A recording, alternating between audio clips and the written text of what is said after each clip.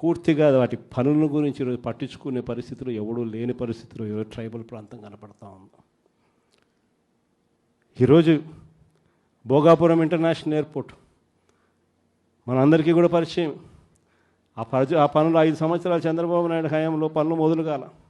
Balance land acquisition పూర్తి ఎప్పుడైంది అని అంటే అది మన హయాంలో. ఆ ప్రాజెక్టు శంకుస్థాపన ఎప్పుడు జరిగింది అని అంటే మన హయాంలో. ఆ ప్రాజెక్టు 30% పనులు ఎప్పుడు పూర్తయ్యాయి అని అంటే అది మన హయాంలో. ఏదైనా కూడా విశాఖపట్నం కానీ ఉత్తరాంధ్రకు కానీ రాష్ట్రంలో మరొక చోట కానీ ఇంకొక చోట కానీ ఎక్కడైనా అభివృద్ధి పథంలో పనులు ఏదైనా జరిగాయి అని అంటే చివరికి నాడు నేడుతో స్కూళ్ళు సైతం అభివృద్ధి ఎప్పుడు చెందాయి అని అంటే అది ఒక్క వైఎస్ఆర్సీపీ ప్రభుత్వ హయాంలోనే. ఈరోజు అన్నీ కూడా నాశనం అయిపోయిన పరిస్థితి కనిపిస్తూ ఉన్నాయి.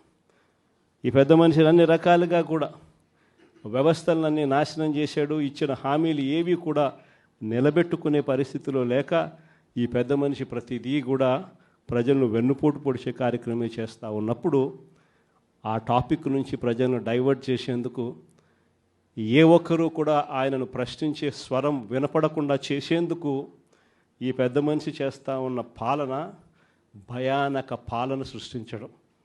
ఆ భయానక పాలన సృష్టించడంలో భాగంగా ఈరోజు రెడ్ బుక్ రాజ్యాంగం నడుస్తూ ఉంది.